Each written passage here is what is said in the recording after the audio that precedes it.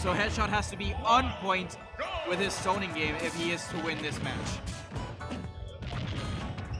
I think we're getting hand warmers here. So Yeah. going back to this tournament in the sense of first attack in general, it's been interesting because they have DDR Max tournaments going on. DDR is something I haven't seen in quite a while. I didn't even know they had like a competitive community here in Puerto Rico. It's not huge, but a lot of people are starting to play it casually at the very least. Because it's obviously a very fun game. And back at the University of Puerto Rico, I've actually seen a few people playing it like on laptops and that sort of thing. So you never know whether they might want to pick it up and be competitive players later on. So I say it's a very bright spot for the DDR community here in Puerto Rico so far. Apparently 10 of them were playing in CEO. Like there was a CEO tournament over there. I mean, a DDR tournament at CEO. And that's when the organizers for this event, they're like, wait, Puerto Rico has a community, a competitive DDR community? Yeah, apparently so. It'd be cool to run tournaments for that. And this year is the first one. I mean, I love seeing unorthodox tournaments in general. At one of our XG events, I remember we actually had an ARMS tournament on the side. And we had a lot of players, about 36 or 38 players actually showed up to play ARMS competitively. And it was a great side event because of the amount of people playing and the excitement there was for just playing a fresh new game. So I'd love to see that if they really do revisit DDR in a competitive aspect. And we're already in this matchup, and Yeah, we are. Got stuck into that. And we're seeing the early lead here for Headshot.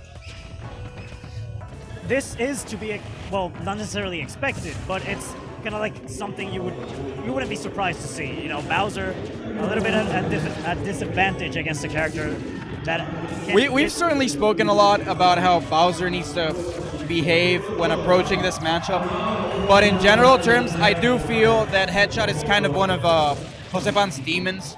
I'm not entirely sure if he's ever actually taken an entire set from Headshot. So the psychological aspect of the matchup always also has a lot to do in Smash 4 matches.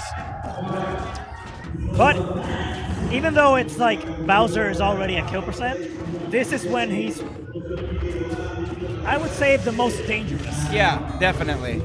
Because a heavy with this much rage, and in the case of Bowser, that he can up throw into a kill confirm, depending on your percent, you know, you could lose that stock very quickly. And already here, you could kind of say that he's in a kill percent. Oh, he doesn't quite go for it. Maybe he knows the exact percentage that he needs. I don't think Samus is at that percentage quite yet, but she's very close. The problem is, when you start being afraid of Bowser's grab, you start being susceptible to stray hits from Bowser. And of course, all of Bowser's moves have really great knockback scaling, so you never know when he's going to sneak in a back air and maybe just take out your stock.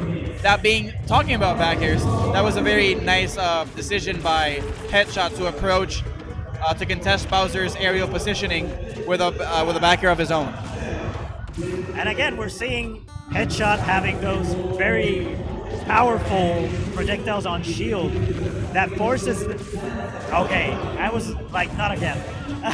Not another early death because of an SD. But that, you know, just being able to keep your opponent's shield that low forces them to do another option after they see a charge shot coming out again. Exactly. And, I mean, it can be very deadly, as we saw on Headshot's last set. And Bowser didn't quite go for the Koopa, or his kill confirm, as his kill confirm is called, in that situation, because he knew that Headshot wasn't at the necessary percentage yet. But still, great, perfect shield on that charge shot. He's going to be looking for the grab. He gets it, and that's going to take the first stock. Let's see how Josepan tries to even out this battle against his crewmate. He's using the shield a lot to get in, because as you said, Bowser needs to approach. There's no other way. And the problem with Bowser, though, is that he does have the combo from the throws, but other than that, he just has to get straight hits in there, like forward tilt. They are very strong, and it's, I mean, he can get damage pretty quickly, but if Headshot can play around that, as he's doing right now, it just makes it more difficult for you as a Bowser player. The fact that they're strong hits does not change the fact that Bowser is a slow character and he has to get in against one of the better zoning characters in the game. So we're seeing Josepan kind of struggle with that currently, and the lack of platforms or the such, since this isn't a tri-plat stage, it makes it that much harder to get close to Samus and trap her to get that kill. And the out of shield up B gonna seal that first match for Headshot in our last top 8 qualifier. Is it our last top 8 qualifier? Yes, right? it is. I believe tomorrow we'll have the top 8 at 12, if I'm not mistaken. So do tune into that. That's going to be, if last year's any indication, it's going to be very intense. Yeah, for sure. And as you all know, in most big tournaments such as this one, all the top 8s usually run on Sunday so that everyone can sort of appreciate the highest level of competition for each game. So if you guys are looking out for any other games that you really like, make sure to visit the website smash.gg and check out the timing or the hour at which that specific top 8 is going to take place tomorrow. But before we get into that top 8, we still have one more match here.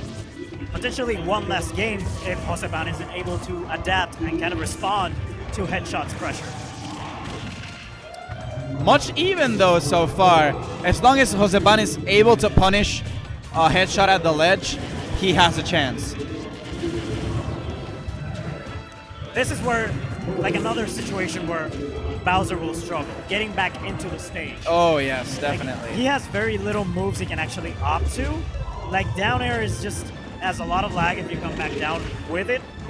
Same with, pretty much any other aerial. You have to rely on air dodges and just movement to try to get away from your opponent.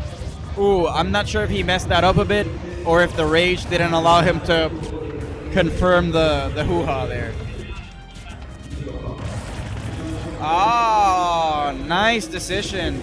He saw that Josepan waited for the spot dodge, so he decided to go straight into his fastest option to try to beat Josepan's punish, which was indeed the up B. Fortunately for Josepan, that didn't take the stock, but this one definitely will. And now he finds himself at a pretty big disadvantage in what is potentially his last game of the tournament and our last game of the night. Yeah, that up B has been giving him a lot of mileage, I would say, in this set. It got him the kill in the last kill in the previous game. Yeah. And in this case, he was able to use it both defensively and as a kill option. So Josepan needs to take that into consideration now when he's approaching and trying to go into his particular options. Wow, and we're seeing a bit of desperation from Josepan here, being punished by a lot of unorthodox options, and that charge shot almost takes it. Josepan at the brink of being eliminated here, and Headshot sitting at a very comfortable position against such a heavy and slow character. That could, and that is enough. I was about to say that should be the stock. That Nair has quite a bit of knockback in it, especially at that percent. It's usually a kill secure. Still, shout outs to Josepan for a very nice losers run.